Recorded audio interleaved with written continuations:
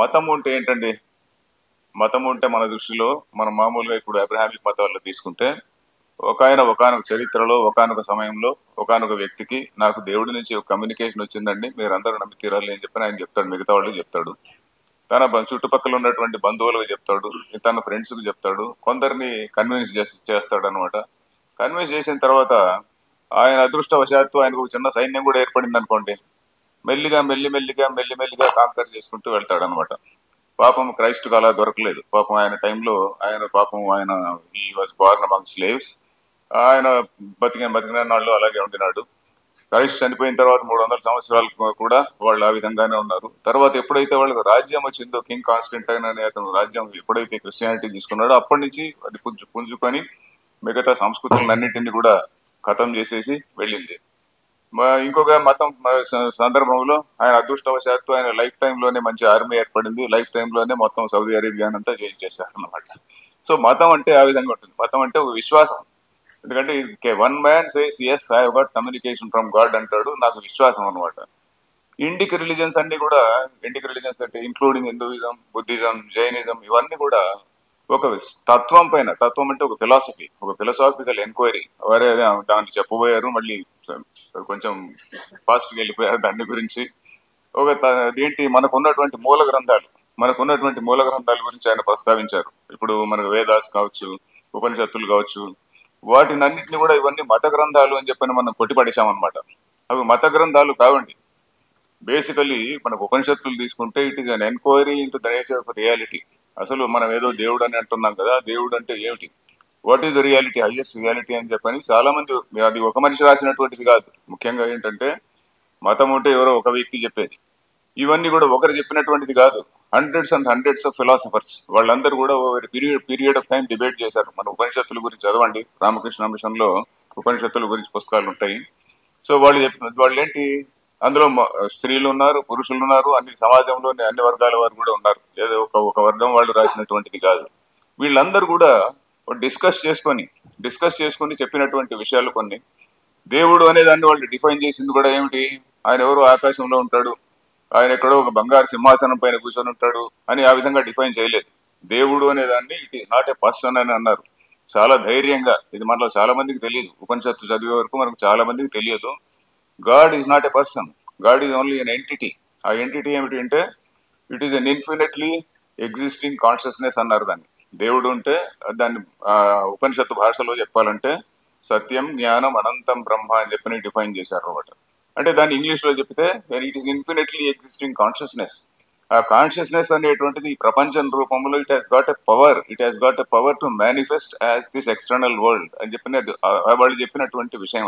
సంప్రదాయాలన్నింటినీ కూడా గమనించి వాటిని విశ్లేషించి అన్నింటినీ కూడా హార్మోనైజ్ చేశారు. అందువల్ల సో మెనీ గాడ్స్. మీకు ఎందుకు ఇంతమంది దేవుళ్ళు ఉన్నారు అంటే మనం వాళ్ళందరినీ చంపేయలేదంటే, వాళ్ళందరినీ డిస్ట్రాయ్ చేయలేదు, we allowed everybody. So that is the difference between మతము అండ్ ఫిలాసఫీ. అంబేద్కర్ ఏంటంటే రెండు సందర్భాల్లో బ్రాహ్మణుల్ని ఫుల్ గా సపోర్ట్ చేశాడు. అది చాలా మందికి తెలియదు. ఏంటంటే బ్రాహ్మణుడు అనేటువంటి వాడు కులాన్ని నిర్మించలేదు, they are not capable of it అని చెప్పి ఆయన చాలా క్లియర్ గా రాశాడు. ఇంకొక అపవాదం ఏమున్నదంటే బ్రాహ్మణులు అనేటువంటి వాళ్ళు శంకరాచార్యులు, రామానుజాచార్యులు, వీళ్ళు బుద్ధిస్టులందరినీ చంపేశారు అని చెప్పారు అని ఒక అపవాదం నశించడానికి కారణము కేవలం ఇస్లామిక్ ఇన్వేషన్స్. వీళ్ళలో అంత కెపాసిటీ లేదు. మరి ఎందుకు బుద్ధిజం ఒకటే పోయి హిందూయిజం ఎందుకు ఒకటే నిలిచింది అని చెప్పి ఆయన ప్రశ్న వేసుకున్నాడు. ఎందుకంటే బుద్ధిజంలో ఏంటంటే అప్పుడు ఉన్నటువంటి ఆ బుద్ధిస్ట్ మార్క్స్ అందరూ కూడా ఏదో ఒక విహారాల్లో ఉండేవాళ్ళు, బుద్ధిస్ట్ విహారాల్లో మాత్రం ఉండేటువంటి వాళ్ళు. నాలెడ్జ్ అంతా అక్కడే ఉండేది, లైబ్రరీ అంతా అక్కడే ఉండేది. వీళ్ళు పల్లెకు వెళ్ళిపోయారు. తర్వాత వీళ్ళ పుస్తకాలన్నీ కూడా వీళ్ళ తలల్లో ఉన్నాయి. ఎందుకంటే వేదాలన్నీ కూడా కంఠపాఠం వేసేవాళ్ళు. పాణిని వ్యాకరణం ఉన్నారు, పాణిని వ్యాకరణం వచ్చి ఉండేది, తర్కశాస్త్రం, వ్యాకరణం అన్ని కూడా all shastras they knew by heart. అందుకని వీడు బయట చూస్తే చాలా అమాయకుడిలాగా ఉంటాడు, వెర్రివాడిలాగా ఉంటాడు. కానీ వీడికి వీడికి మెదడులో అన్ని రకాల పుస్తకాలను రీప్రొడ్యూస్ చేసేటువంటి ఎబిలిటీ ఉన్నది. సో ఆ విధంగా హిందూయిజం సర్వైవ్డ్. ఆయన మాటలు ఏముందంటే Hinduism survived not because of it's intrinsic merit but because of the peculiar nature of the priestly class అని రాశాడు. ఇవే మాటలే, because of the peculiar nature of the priestly class అని. సో ఈ రెండు విషయాల్లో నేను చాలా అడ్మైర్ చేస్తుంటా. బ్రాహ్మణ సభల్లో కూడా చెప్తుంటా, దయచేసి అంబేద్కర్ చదవండి అని. ఇన్ఫాక్ట్ అంబేద్కర్ పేరు తీసుకొని రకరకాలైనటువంటి ఉద్యమాలు చేసేటువంటి వాళ్ళు కూడా నిజంగా అంబేద్కర్ ఏం చెప్పాడు, హిందూయిజం గురించి ఏం చెప్పాడు, ఇస్లాం గురించి ఏం చెప్పాడు, క్రిస్టియానిటీ గురించి ఏం చెప్పాడు, ఆయన పైన ఎన్నెన్నో ప్రలోభాలు ఉన్నా ఎందుకు కానీ ఇస్లాం లేకపోలేదు. సో అవన్నీ కూడా మనం చూడాలి కదండి. So we are seeing only one portion of Ambedkar and not the entire Ambedkar. ఇంకా ఆయన పార్టీషన్ టైంలో ఏం చెప్పాడు, పార్టీషన్ టైంలో ఏ విధంగా population has to get out, all the people అందరు కూడా వెళ్లాల్సిన population total replacement of the population ఆయన ముందు పెట్టారు. కానీ రాసినటువంటి వాళ్ళు ఇందాక ఆయన చెప్పాడు, చాలా మంది కలిసి రాశారు. చాలా మంది కలిసి రాసిన వాళ్ళందరూ కూడా they are all Hindus only. రాజకీయ హిందువులు కావచ్చు, లేకుంటే ఈ విశాల హృదయం ఉన్నటువంటి హిందువులు కావచ్చు, వాళ్ళు బహుశా ఇతర మతాల గురించి తెలియకపోవచ్చు వాళ్ళకి. ఎందుకంటే ఇతర మతాలు వాళ్ళ స్ట్రాటజీ ఏమిటి, ఏ విధంగా హౌ దే ఎక్స్పాండెడ్ హిస్టరీలో బిగినింగ్ నుంచి ఏ విధంగా ఇతర మతాలు ఎక్స్పాండ్ అయినాయి, ఇస్లాం కావచ్చు, క్రిస్టియానిటీ కావచ్చు, అది ఏ విధంగా. ఇప్పుడు ఈ మధ్యనే నిన్ననే టాక్ విన్నాను, ఇమిగ్రేట్, ఇన్క్రీజ్ అండ్ ఇంపోజ్ అని 3 ఐస్ అని చెప్పిన ఒక ఆయన ఎవరో చెప్పాడు నిన్న, ఇమిగ్రేట్, ఇన్క్రీజ్ అండ్ ఇంపోజ్ అని. సో ఆ విధంగా ఏ విధంగా ఒక జనాభా పెరిగే కొద్దీ, జనాభా ఒక పర్టికులర్ సంఖ్య పెరిగే కొద్దీ ఏ విధంగా రాజకీయాలపైన ఒత్తిడి వస్తుంది, ఏ విధంగా they can become a very very strong vote bank అయిన తర్వాత ఇంక అయిపోయింది, మన పని అయిపోయింది. ఓట్ బ్యాంక్ గా ఎప్పుడు మారుతారో అప్పుడు the entire government machinery is అది చాలా నిర్వీర్యం అయిపోతుందండి. గవర్నమెంట్ మెషినరీ అంటే పాలిటీషియన్స్ మనం తప్పులు పట్టలేం. ఎందుకంటే పాలిటీషియన్స్ ప్రజలందరినీ కూడా సమానంగా చూడకపోయినా అందరినీ చూసినట్టు కనిపిస్తుండాలి. వాళ్ళు ఇంకా సోకాల్డ్ మైనారిటీస్ కావచ్చు, ఎవరైనా కావచ్చు, వాళ్ళని సమానంగా చూడాలి. పోతే మన దేశంలో వచ్చిన ప్రాబ్లం ఏంటంటే, ఇప్పుడు అధికరణాలు చూపించారు కదా, అధికరణాల కారణంగా మనం ఏమైంది, we have become second class citizens. మీరు ఇంకా ఒక పుస్తకం చూసి ఉంటారు, ఏంటంటే ఇండియా అండ్ హిందూస్ అనేది ఒక పుస్తకం. ఆయన ఎవరండి, ఆనంద్ రంగనాథన్ ఒక పుస్తకం రాశాడు, 8th క్లాస్ సిటిజన్స్ అని రాశాడు. Hindus in India, Hindus in Hindu రాష్ట్ర అని చెప్పిన ఆయన ఒక పేరు రాశాడు, ఒక పుస్తకం రాశాడు. సబ్ టైటిల్ వచ్చి 8th క్లాస్ సిటిజన్స్ అని చెప్పని రాశాడు అనమాట. సో ఆ విధంగా మనము ఒక రకంగా అన్ని విధాలుగా వెనక్కు నెట్టబడ్డాం అనమాట. సో ఇప్పుడు రిప్లేస్మెంట్ లెవెల్ ఆఫ్ పాపులేషన్ లో కూడా మనం లేమనేటువంటిది చెప్పాడు. పంజాబీ సిక్స్ గురించి కూడా వారు చెప్పారు. పంజాబీ సిక్స్ లో ఉన్నటువంటి ఏంటి, వెరీ వెరీ అన్ఫార్చునేట్. మనం సిక్కిజం చూస్తే, సిక్కిజం మూల మంత్రం is very very close to our Gayatri మంత్రం. ఇటు ఒక ఉపనిషత్తుల్లో ఉన్నటువంటి దాని సమ్మరీ కింద తీసుకుంటే అదే విషయంగా మాది సిక్కిజం అంటే ఏంటంటే, అద్వైత వేదాంతం అనేది ఏదైతే ఉన్నదో కరెక్ట్ గా అలాగే ఉంటుందండి. వాళ్ళ సిద్ధాంతం చూస్తే సిక్కిజంలో ఉన్నటువంటి మూల గ్రంథం తీసుకుంటే, Granth Sahib, it starts with the word maya. ఆ మాయ అనేటువంటి పదంతోనే ఆ మొట్టమొదటి వాక్యం మొదలవుతుంది. సో అక్కడి నుంచి తీసుకుంటే కంప్లీట్ అద్వైత వేదాంతం ఉంటుంది. సో అలాంటిది అంటే దాంట్లో ఏంటి, కులాల ప్రస్తావన లేనటువంటి హిందూయిజం అంతే సిక్కిజం. అలాంటి వాళ్ళ మూలాల్ని మర్చిపోయి వాళ్ళందరూ కూడా ఇప్పుడు ఖలిస్తాన్ వాళ్ళందరూ కూడా they are all pampered by ISI. Pakistan ISI వాడు ఖలిస్తాన్ వాడికి సపోర్ట్ చేస్తాడు. వీళ్ళందరూ కూడా పంజాబ్ లో ఉన్నటువంటి ఖలిస్తానీ వాదులు కావచ్చు, లేకుంటే కెనడాలో ఉన్న ఖలిస్తాన్ వాదులు కావచ్చు, లేక యూకేలో ఉన్నటువంటి ఖలిస్తాన్ వాదులు కావచ్చు. ఈ ముఖ్యంగా కెనడా అండ్ యూకే ఈ రెండు ప్రాంతాల్లో ఖలిస్తాన్ వాదులు ఎక్కువ ఉన్నారు. Unfortunately they identify themselves with ISI వాళ్ళకి చాలా క్లోజ్ ఫ్రెండ్స్ అనమాట. సో ఆ విధంగా ఉన్నది. కమ్యూనిస్టుల గురించి కూడా ఆయన ప్రస్తావన చేశారు. చాలా చాలా very very relevant thing. Hinduism ఉంటేనే కమ్యూనిస్టులు ఉంటుందయ్యా అనే ఒక మాట చాలా చాలా నచ్చింది నాకు. ఎందుకంటే వీళ్ళు హిందూయిజం ఏమిటో తెలియకుండా వేరే ఎవడో వాడిచ్చినటువంటి నెరేటివ్ని పట్టుకొని హిందూయిజం రోజు తిడుతుంటారండి. హిందూయిజం రోజు తిట్టేటువంటి వాళ్ళలో ముఖ్యంగా హిందువులు, కమ్యూనిస్టులే తిడుతుంటారు. వేరే వాళ్ళు తిట్టరు. ఎందుకంటే వాళ్ళు వీళ్ళ నోటి ద్వారా తిట్టిస్తుంటారు. అది సినిమా తీయడం కావచ్చు, ఒక ఆర్టికల్ కావచ్చు, ఏదైనా కావచ్చు. కమ్యూనిస్టులు అనేటువంటి ఒక మౌత్ పీస్ ద్వారా హిందువులను బ్యాష్ చేయడం, హిందూ బ్యాషింగ్ అనేటువంటి జరుగుతుంది. దయచేసి వీళ్ళు కూడా మన పుస్తకాలు ఒకసారి చదవాలండి. అసలు వివేకానంద పుస్తకం చదివితే తెలుస్తుంది. మన కొంత ఉపనిషత్తుల గురించి కొద్దిగా జ్ఞానం తెలుసుకున్నా కూడా మనకు ఎంత ఉదాత్తమైనటువంటి భావాలు మనకు ఉన్నాయి. అది ఎక్కడా లేదు, ప్రపంచంలో ఎక్కడా లేనటువంటి ఇంక్లూజివ్నెస్ మనకున్నది. ఇవన్నీ కూడా ఇక్కడ నుంచి పోయినవే. ఆ declaration of human rights, universal declaration of human rights, ఇవన్నీ కూడా ఇక్కడి నుంచి పోయినవే అని చెప్పి నేను గాఢంగా నమ్ముతా. ఎందుకంటే there is thing called 18th century enlightenment అనేది ఒకటి ఉన్నది. 18th century ఎన్లైటన్మెంట్ అంటే ఇప్పుడు యూరప్ లో తీసుకుంటే వాళ్ళకు there were two intellectual movements. ఒకటి వచ్చి రెనైజెన్స్. ఆ రెనైజెన్స్ అనేది ఏంటి, అదేంటి గ్రీక్ అండ్ రోమన్ సివిలైజేషన్స్ తో ఎప్పుడైతే వీళ్ళు పాశ్చాత్య మేధావులకు ఇంటరాక్షన్ వచ్చిందో, ఆ రెనైజెన్స్ టైం వరకు వాళ్ళదంతా కూడా డార్క్ పీరియడ్ అండి. డార్క్ ఏజెస్ అంటారు వాళ్ళ, అంధయుగం.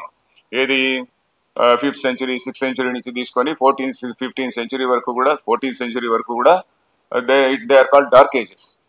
ఆ తర్వాత రెనైజెన్స్ అనేది వచ్చింది, ఏది సాంస్కృతిక పునరుజ్జీవనం, అది ఇది అంటాం. సో అప్పుడు ఏంటి, interaction with Greek and Roman civilisations. 18th సెంచురీలో because of this expansion of this Europeans to various colonisation మొదలైంది కదా. అప్పుడు మొట్టమొదటి వచ్చినటువంటి కాలనైజర్స్ వాళ్ళందరూ కూడా they got expose to Hinduism and also Buddhism.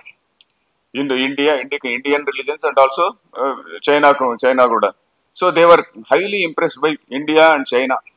వీటిని స్టడీ చేసిన తర్వాత ఇక్కడ నుంచి వచ్చినటువంటి enlightenment they started calling it 18th century enlightenment అని. ఈ 18th సెంచురీ ఎన్లైటన్మెంట్ తో ప్రభావితులైనటువంటి వాళ్ళే బాస్టన్ బ్రాహ్మిన్స్ అని చెప్పనని అమెరికాలో. Much before Vivekananda went to America. Vivekananda 1890లోనే ఇప్పుడు కదండి ఆయన ఫేమస్ స్పీచ్. అంతకంటే ముందు 1850s 1830s నుంచి కూడా తీసుకుంటే అమెరికాలో ఉన్నటువంటి రాల్ఫ్ వాల్డో ఎమర్సన్ అని, థోరో అని, ఇట్లాంటి వాళ్ళందరూ కూడా they were all called Boston Brahmins. ఎందుకంటే బాస్టన్ అనేటువంటిది అప్పుడు సీ పోర్ట్. ఆ సీ పోర్ట్ కి ఇండియా నుంచి అప్పుడు ఈస్ట్ ఇండియా కంపెనీ ఉన్నప్పుడు ఈస్ట్ ఇండియా కంపెనీ షిప్స్ అన్ని అక్కడికి వెళ్ళినప్పుడు ఈస్ట్ ఇండియా కంపెనీ షిప్స్ ద్వారా ఇండియన్ గ్రంథాలని వాళ్ళు తెప్పించుకునే వాళ్ళు అంటారు. ఇప్పటికీ కూడా భారతదేశానికి సంబంధించినటువంటి అనేకమైనటువంటి గ్రంథాలు, అనేక తాళపత్ర గ్రంథాలు, ఆ ఒరిజినల్ టెక్స్ట్ మేనుస్క్రిప్ట్స్ ఇలాంటివన్నీ కూడా అమెరికన్ లైబ్రరీస్ లో ఉన్నాయని చాలా ఇటీవలే రాజీవ్ మల్హోత్రా అని ఒక ఆయన పుస్తకాల్లో రాశాడు. ఫలానా యూనివర్సిటీ దీనిలో they don't even give access easily. So అలాంటివి అక్కడ ఉన్నటువంటి స్కాలర్స్ కి యాక్సెస్ చేస్తారు కానీ బయట ఎవరికి యాక్సెస్ ఇవ్వరంటారు. సో ఆ విధంగా కొన్ని వేల గ్రంథాలు అమెరికన్ వీటిలో ఉన్నాయి. వాళ్ళు ఆ గ్రంథాల కోసం తెప్పించుకునే వాళ్ళట, ఏది ఇండియా నుంచి వచ్చినటువంటి గ్రంథాలు. And they were so totally impressed. ఆయన Ralph Waldo Emerson almost excommunicated by the church. ఎందుకంటే ఆయన హిందూయిజంని పొగిడాడు, సనాతన ధర్మాన్ని పొగిడాడు.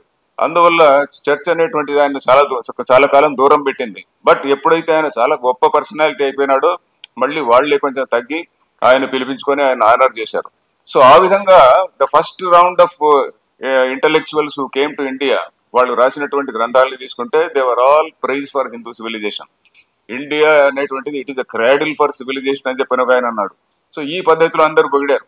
ఆ నెక్స్ట్ జనరేషన్ ఎప్పుడైతే వచ్చిందో, నెక్స్ట్ జనరేషన్ అంటే అప్పటికి అప్పుడు ఈస్ట్ ఇండియా కంపెనీ పోయి బ్రిటిష్ పాలన ఎప్పుడైతే వచ్చిందో, they had to establish that they are people of superior culture.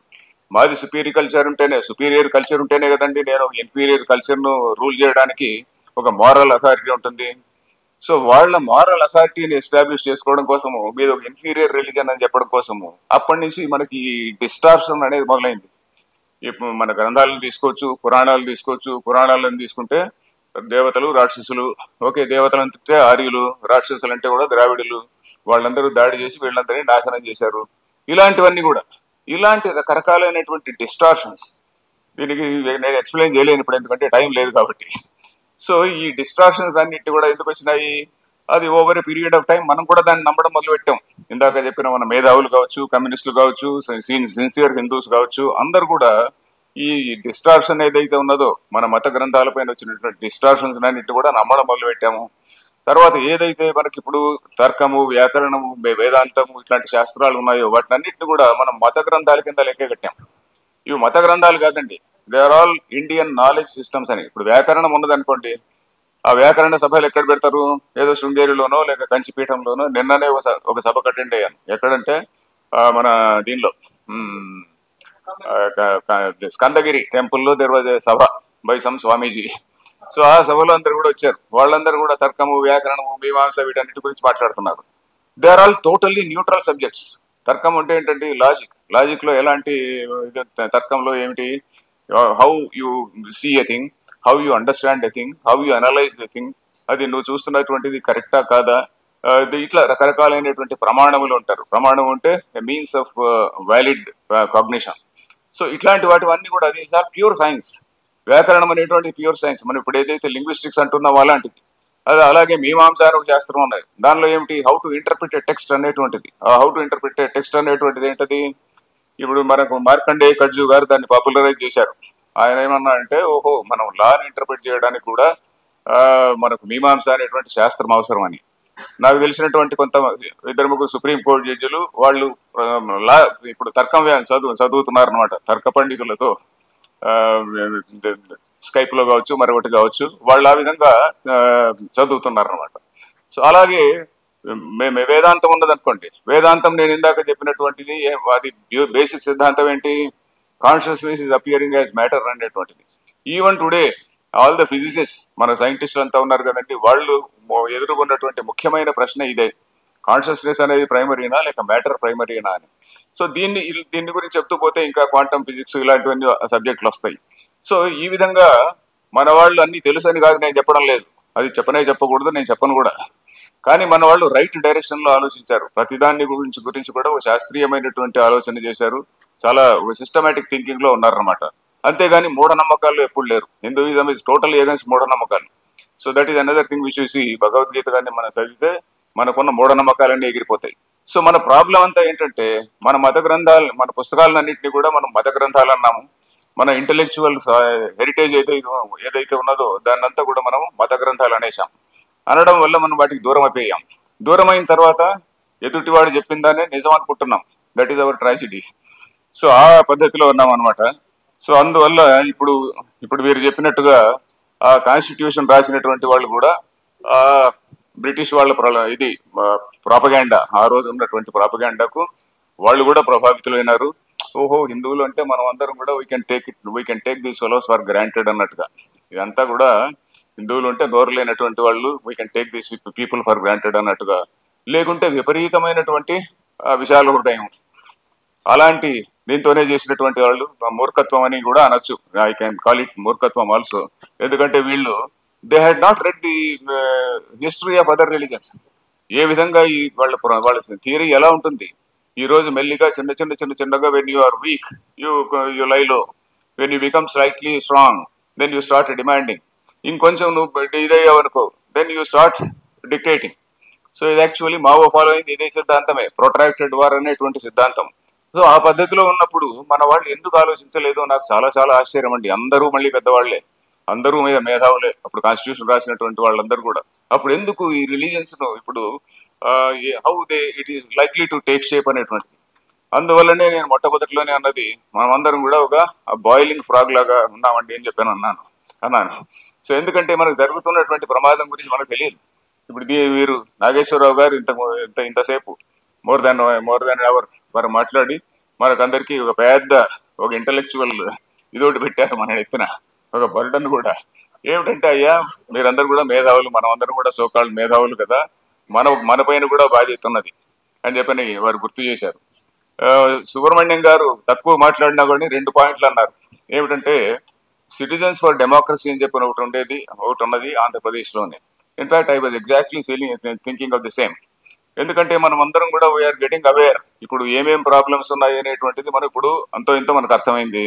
మరి ఏం చేయాలి, వాట్ ఈస్ ది సొల్యూషన్ అంటే, జిల్లాకు తిరగాలి అని కూడా వారు సజెస్ట్ చేశారు. యాక్చువల్లీ అన్ని చోట్ల కూడా ఈ అవేర్నెస్ పెంచాలి అంటే నాగేశ్వరరావు గారు maybe I can also associate with him, వెళ్ళి ప్రతి జిల్లాలో కూడా ఇట్లాంటి అవేర్నెస్ ఉండాలండి. ముఖ్యంగా ఇంటలెక్చువల్స్ తో ఉండాలి, ముఖ్యంగా ఇంటలెక్చువల్స్ తో. ఎందుకంటే వీళ్ళే కదండి, నేను లాంగ్ ఎగో పుస్తకం ఏదో రాశా, నక్సలైట్ల గురించి ఏదో 96 లో ఒక బుక్ రాసినప్పుడు మాకు పోలీస్ ఫండ్స్ ఏదో ఉంటే పోలీస్ ఫండ్స్ తో నేనే పుస్తకాలన్నీ కొనుక్కొని అప్పుడు ప్రతి జిల్లాలో ఉన్నటువంటి సీనియర్ జర్నలిస్టులు, అప్పుడు ఇంకా ఇంటర్నెట్ లో అవి రాలేదు, సీనియర్ జర్నలిస్టులందరికీ, అలాగే జిల్లా జడ్జీలకి, తర్వాత హైకోర్టు జడ్జీలకి, సీనియర్ ఆఫీసర్లు, ఐఏఎస్ అండ్ ఐపీఎస్ ఆఫీసర్లకి, వీళ్ళందరికీ కూడా ఆ పుస్తకాలు పంపిన తర్వాత it created really some impact. చాలా మంది జర్నలిస్టులు మళ్ళీ వచ్చి కరెక్ట్ అండి మీరు చెప్పింది, చాలా మంది they really felt happy that they were informed about it. So ఆ విధంగా ఇప్పుడు వీరి ప్రజెంటేషన్ కూడా, ఇన్ఫాక్ట్ ఆయన ఒక బుక్ రాయడానికి కూడా చాలా చాలా సమర్థులు. వారు ఇంతవరకు రాశారో లేదో నాకు తెలియదు. ఏమైనా రాశారండి? ఇప్పుడు రాయాలండి దయచేసి. అది యాక్చువల్లీ అందరికి పోవాలండి. జడ్జిల్లో కూడా చాలా మంది ఉంటారు ఇట్లా ఫీలింగ్స్ ఉన్నటువంటి వాళ్ళు, అరే మనం చాలా అన్యాయం చేస్తున్నామే అనేటువంటి వాళ్ళు. పాలిటీషియన్స్ అని మనం తప్పులు పట్టలేం, ఎందుకంటే వాళ్ళు ప్రజలకు దాసులు, ఆరు ఓటు బ్యాంకుకు దాసులు అనుకోండి. ఈనాడే కాదు, పాతకాలం నుంచి తీసుకున్నా కూడా.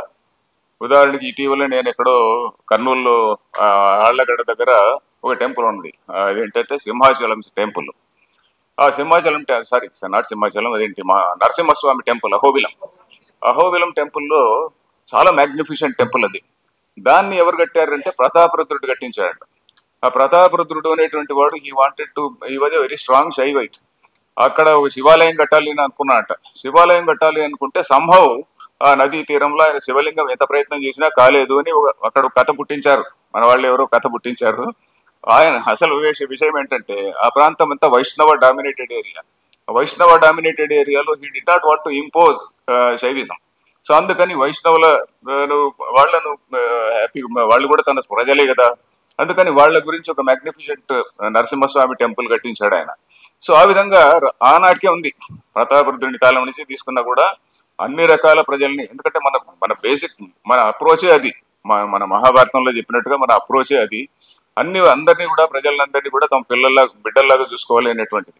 సో వీళ్ళు అలాంటి అంత ఉదాత్తమైన భావన ఉందో లేదో కానీ మొత్తానికి మైనారిటీని ఆదరించాల్సిందే. మనం అసలు we are not asking for Hindu Rashtra. ఇప్పుడు మేము ముగ్గురు కూడా ఎవరు కూడా హిందూ రాష్ట్రం ఎవడో అడగడం, ఏ హిందువు కూడా హిందూ రాష్ట్ర గురించి అడగడం లేదు. కొద్దిమంది ఎవరినో ఉన్నారేమో కానీ మేము మాత్రం అడగడం లేదు.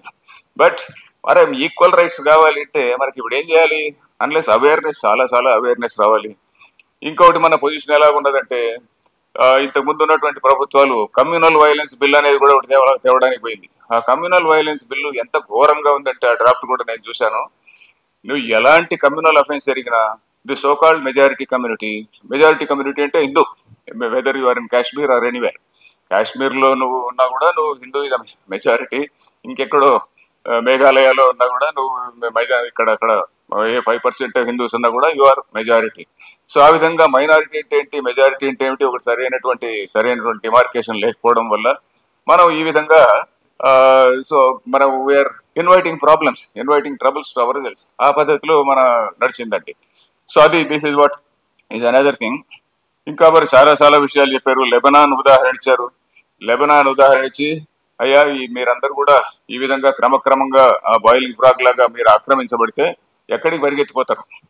ఇప్పుడు ఆఫ్ఘనిస్తాన్ నుంచి మళ్ళీ పరిగెత్తి వచ్చారు, కాశ్మీర్ నుంచి మళ్ళీ పరిగెత్తి వచ్చారు, ఇంకా వెస్ట్ బెంగాల్ నుంచి కూడా రేపో పరిగెత్తి వస్తారు. పరిగెత్తి వచ్చిన తర్వాత చివరికి ఎక్కడికి వెళ్తారు? బంగాళాఖాతంలో వాళ్ళేం కదా. So unless you accept today, ఈ రోజు మనందరికీ ఒక అవగాహన ఉంటే తప్ప మనం సర్వైవ్ కాలేమో అనేటువంటిది, అది నా పుస్తకంలో ఇటీవలే ఒక పుస్తకం రాశానండి, ఒక 2 ఏళ్ల క్రితం. దాన్ని నేనే తెలుగులో కూడా రాసి కొంతమంది జర్నలిస్టులకి మన మిత్రుడిని రిక్వెస్ట్ చేశాను. అన్ఫార్చునేట్లీ నా దగ్గర ఎక్కువ కాపీలు లేకపోవడం వల్ల 10-12 కాపీలే తెచ్చాను. సో దయచేసి చూడండి. తర్వాత ఇంకా రకరకాలైన విషయాలు వీరు చెప్పారు. హిందూ సక్సెషన్ యాక్ట్, దానిలో ఎంత గౌరవం జరిగింది అనేటువంటిది ఒకటి, ముఖ్యంగా అంబేద్కర్ గురించి ఒకటి చెప్పారు. తర్వాత నేను కూడా ఎప్పుడు ఆలోచించినటువంటి విషయం ఒకటి మంచి పాయింట్ చెప్పారు. అది ఏదంటే ప్రాథమిక హక్కులు, పౌర హక్కులు, ఈ రెండింటి మధ్య distinction. I never thought about it. ఆయన చాలా విశ్లేషణ చేశారు. ఎందుకంటే చెప్పాను కదా, సిబిఐలో lot of analytical study they do. మేము లోకల్ పోలీసులో ఏదో గుడ్డెద్దు చేనులో పడినట్టు నడుస్తుంటాం, అలా కాకుండా వారు కొంచెం అనలైజ్ చేశారు. సో ఇది చాలా మంచి విషయం అనమాట. తర్వాత ఇంకా ఈ 1000 hours of formal education every minority child gets, వేరే హిందూస్ గెట్ 0 అనేటువంటిది చాలా ముఖ్యమైనటువంటి పాయింట్. ఎందుకంటే మా పిల్లలు కూడా, మా మనవాళ్ళు అమెరికాలో ఉన్నారు, మనవరాళ్ళు, వాళ్ళు 3వ క్లాస్ బుక్ తీసి చూస్తే 3వ క్లాస్ పుస్తకంలో 4వ క్లాస్ పుస్తకం, మా మనవాడి 4వ క్లాస్ పుస్తకం తీసి చూస్తే this was about few years ago, 10 years ago. So అప్పుడు వాడి పుస్తకంలో ఏముంది, అన్ని మతాల గురించి బేసిక్ ఇంట్రొడక్షన్ ఉంటుంది. క్రిస్టియానిటీ గురించి వండర్ఫుల్ గా ఉంటుంది, ఇస్లాం గురించి వండర్ఫుల్ గా ఉంటుంది, ఇంకా తర్వాత బుద్ధిజం, జైనిజం గురించి పర్వాలేదు కొంతవరకు ఉంటుంది. హిందూయిజం గురించి వచ్చే వాళ్ళకు వీళ్ళందరూ కూడా ఇంతమంది దేవుళ్ళని పూజిస్తారు, గంగా నది ఇంత స్టూపిడ్ గా ఉంటుంది, గంగా నదిలో శవాలకు తేలుతుంటాయి, వీళ్ళు గంగా నదిని పూజిస్తారు, ఇలాంటి విషయాలన్నీ ఉంటాయి.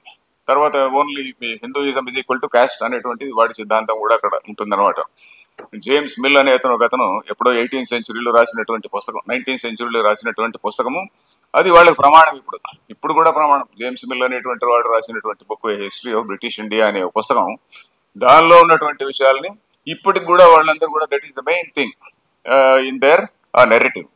సో ఆ నెరిటివ్ ని కౌంటర్ చేయాలంటే ఏమిటి, చాలా మందిలో మనకు అవేర్నెస్ రావాలి, మనకు ఉన్నటువంటిది ఏంటి, మనం ఎందుకు ఏ విధంగా మనకు ఏమి మనల్ని గురించి మనకు ఏమీ తెలియకుండా ఎలా పోయింది అనేటువంటిది మనం ముఖ్యంగా తెలుసుకోవాలి. ఇప్పుడు మనం ఏం చేయగలము, ఎవరు ఏం చేయగలరు అంటే ముఖ్యంగా నా కంప్లైంట్ రాజకీయ నాయకుల గురించి కూడా కాదు, మీడియా గురించి కూడా గొప్పగా కాదు, మన మత పెద్దల గురించేనండి. ఇప్పుడు మన మతాధికారులు ఉన్నారు కదా, వీళ్ళు అసలు నోరిప్పరండి. అది నా బాధ అంతా అదే. ఇప్పుడు ఎవడైనా ఇస్లాం గురించి మనం మాట్లాడితే 10 మంది వచ్చి మౌలవీలు నాకు ఒక ఫత్వా ఇస్తారు నా నెత్తిన. అలా మనం హిందువులను ఎంత తిట్టినా ఏమి చేసినా కూడా మన మతాధికారులు ఏం మాట్లాడరు. హిందూయిజం ఇది లైక్ డెంగ్యూ మలేరియా అని ఒక ఆయన అంటాడు, హిందూయిజం ఇది క్రియేటెడ్ క్యాస్ట్ అనేటువంటిది అంటాడు. నేను ఇందాక చెప్పినట్టుగా అంబేద్కర్ కూడా ఆ మాట చెప్పలేదు. Hinduism did not create caste, Hinduism talked about only about వర్ణ. ఈ 4 వర్ణాలు కూడా గుణకర్మ విభాగశః అని చెప్పని 4వ అధ్యాయంలోను, తర్వాత 18వ అధ్యాయంలో స్వభావనియతం కర్మ అని చెప్పని చాలా గొప్ప వాక్యం ఉన్నది. వాటి గురించి నేను ఇప్పుడు ఎక్స్ప్లెనేషన్ తీసుకుంటే it will take lot of time. So అది గుణాన్ని బట్టి ఒక మనిషి యొక్క దీన్ని నిర్ణయించాలి. ఒక బ్రాహ్మణుడి కొడుకు వెంటనే బ్రాహ్మడు అవుతాడా అంటే కాదు. అది వేదవ్యాసుడు చాలా చాలా క్లియర్ గా చెప్పాడండి చాలా చోట్ల. ఈ జాతి అనేటువంటిది నిర్ణయించడం కష్టం అండి. సంకర సర్వవర్ణాన అని చెప్పని అన్ని వర్ణాలలో కూడా సంకరం చాలా జరిగిపోయింది కాబట్టి జాతి అనేటువంటిది యూ జస్ట్ కెనాట్ సే అని వేదవ్యాసుడు చాలా చోట్ల చెప్తాడు అనమాట. సో ఇలాంటి వాక్యాలన్నీ కూడా మనం వేదవ్యాసుడు చెప్పినటువంటి మహాభారతాన్ని చదివితే ఈనాడు మనం ఎంత రాడికల్ గా ఎవరు రాసినా కూడా ఆ రాడికల్ మాటలన్నీ కూడా వేదవ్యాసుడి భారతంలో ఉన్నాయి. సో దయచేసి మనం చూడాలి. ఇన్ఫాక్ట్ భారతం అనేటువంటిది it can be super constitution now. మనం అందరం చదివితే గానీ మనకు నిజంగా ఎంతో ప్రైడ్ వస్తుంది, ఇంత గొప్ప విషయాలు ఇందులో ఉన్నాయని. సో ఇది మనకు మన పైన జరుగుతున్నటువంటి ఇంటలెక్చువల్ అసాల్ట్. వారు చెప్పినటువంటిది మన సిస్టంలో మన రాజకీయ నాయకులు మూర్ఖత్వంతో, వాళ్ళు ఏదో ఓటు బ్యాంకు గురించి కేవలం మూర్ఖత్వంతో చేస్తున్నటువంటి విషయాలు కొన్ని, ఏదో మనకు ఓటేస్తారేమో వీళ్ళు అనేటువంటి భావనతో కొంతమంది, అది ఇలాంటి రకరకాలైనటువంటి మూర్ఖత్వంతోనూ దురాశతోనూ ఏదో కొన్ని పనులు చేస్తుండొచ్చు. కానీ మన సిటిజన్స్ పైన మనకు ముఖ్యంగా బాధ్యత ఉన్నది, తెలుసుకోవాల్సినటువంటి బాధ్యత మనకున్నది. ఈ మత పెద్దలు కూడా వాళ్ళ మౌనం అనేటువంటిది చాలా చాలా డేంజరస్ టు హిందూ సొసైటీ. నా పుస్తకంలో కూడా రాశానండి, అయ్యా మీరు ఈ రోజు మౌనంగా ఉంటే మొట్టమొదటి అటాక్ మీ పైన ఉంటుంది, మా పైన కాదు. మేమందరం చాలా సివిల్ డ్రెస్ లో ఉంటాము, మా పైన ఏం కాదు, మీ పైన మొట్టమొదటి దాడి ఉంటుంది అని రాశాను. నాకు తెలిసినటువంటి పీఠాధిపతులకు కూడా ఇచ్చి వాళ్ళకి నమస్కారం కూడా పెట్టి, అయ్యా స్వామి చదవండి అని చెప్పని అన్నాను. మరి వాళ్ళు చదివారో తెలియదు కానీ ఎవరు మాట్లాడరండి. ఎవరో కొంతమంది చిన్న చిన్న స్వామీజీస్ కొంతమంది మాట్లాడుతున్నారు కానీ పెద్ద వాళ్ళు ఎవరు మాట్లాడడం లేదు. So it's a very very unfortunate situation. Hindu మతం గురించి వాళ్ళు ఏదో రకరకాల విమర్శలు వస్తే దాని గురించి మాట్లాడేవాడే లేడు. సో ఈ పద్ధతిలో ఉన్నది. సో ఇవి ఇంకా చెప్పాలంటే ఇంకా వారు చెప్పినటువంటి పాయింట్స్ చాలా చాలా ఉన్నది. ఆ లెబనాన్ ఉదాహరణ చాలా భయంకరమైన ఉదాహరణ. ఎందుకంటే అక్కడ చివరికి మిగిలింది 2 రిలీజన్స్ మిగిలినాయి. ఏది క్రిస్టియానిటీ అండ్ ఇస్లాం రెండే మిగిలాయి. ఆ సిరియా లెబనాన్ అక్కడి వరకు కూడా మిగతా అన్ని రకరకాలైనటువంటి కల్చర్స్ ఉండేవి అక్కడ. అవన్నీ ఎలిమినేట్ అయ్యి 2 కల్చర్స్ రిమైన్. ఆ 2 కల్చర్స్ లో మళ్ళీ సుందోపసుందులు అని మనం కథ వినింటాము. సుందోపసుంద న్యాయంగా వాళ్ళిద్దరు ఓట్లాడుకుంటారు. అక్కడ అంటే వాళ్ళిద్దరు చేస్తారనుకోండి ఆ కథలో, ఇక్కడ ఇద్దరు చావరు, ఎవడో ఒకడు మిగులుతాడు. ఎవడు స్ట్రాంగ్ ఉంటే వాడు మిగులుతాడు. ఇప్పటి పరిస్థితిలో నాకు కనిపించేది ఏంటంటే ఇస్లాం అండ్ తర్వాత communist they are together global లెవెల్లో. దాన్ని రెడ్ గ్రీన్ అలయన్స్ అంటారు. ఆ ఇస్లాం అంటే ఇదేంటి మన కమ్యూనిస్ట్ వాళ్ళు ఎక్కడ బాగా వాడుకుంటారు, కమ్యూనిస్టులను చాలా బాగా వాడుకుంటారు. బాగా వాడుకున్న తర్వాత ఆ ఇరాన్ రెవల్యూషన్ తర్వాత కూడా కమ్యూనిస్టులందరినీ ఒక్కసారి కట్ ఆఫ్ చేశారనమాట. ఖొమైనీ రాజ్యం వచ్చిన తర్వాత కమ్యూనిస్టులందరినీ సిస్టమేటిక్ గా చంపేశారు. టిల్ దట్ టైమ్ కమ్యూనిస్టులందరూ కూడా they supported Islamic revolution. So this is another fact of history. కమ్యూనిస్టులు బాగా వాడుకుంటారు. వాడుకున్న తర్వాత ఆయన అన్నట్టుగా హిందూయిజం ఉన్నంత కాలమే నువ్వు have got all the liberty to abuse Hinduism. But Hinduism పోతే you don't have that liberty. So ఇలాంటివన్నీ కూడా చాలా ముఖ్యమైనటువంటి పాయింట్స్ వచ్చాయి. సో ఇప్పుడు మనం వీళ్ళని తిట్టి ప్రయోజనం లేదు కాబట్టి మనలో అవేర్నెస్ రావాలి. అవేర్నెస్ వచ్చి మనం డిమాండ్ చేయడం నేర్చుకోవాలి. మనకు ఈక్వల్ హక్కుల కోసం ప్రజల్లో అవేర్నెస్ వచ్చి చాలా మంది మాట్లాడుతుండాలి, రాస్తుండాలి. ముఖ్యంగా మన నాగేశ్వరరావు గారు చాలా ఇంత ధైర్యంగా మాట్లాడారు. అది అఫ్ కోర్స్ ఆయన ముందు నుంచి కూడా ధైర్యం, ఎందుకంటే ఈ విషయాలపైన మాట్లాడడానికి మనం ధైర్యం కూడా చేయం. మనం అసలు ధైర్యమే చేయం. ఈ విషయాలపైన చాలా మౌనంగా ఉంటాం. అందులో పర్టికులర్లీ బ్యూరోక్రాట్స్ చాలా మంది వాళ్ళ మౌనంగా ఉంటారు, నోరు ఎప్పరు అన్నమాట. సో ఆయనకు వేరే ఇంకేం, ఆయన పోస్ట్ రిటైర్మెంట్ ఏదో జాబ్ కావాలి అని ఆయనకు లేదు.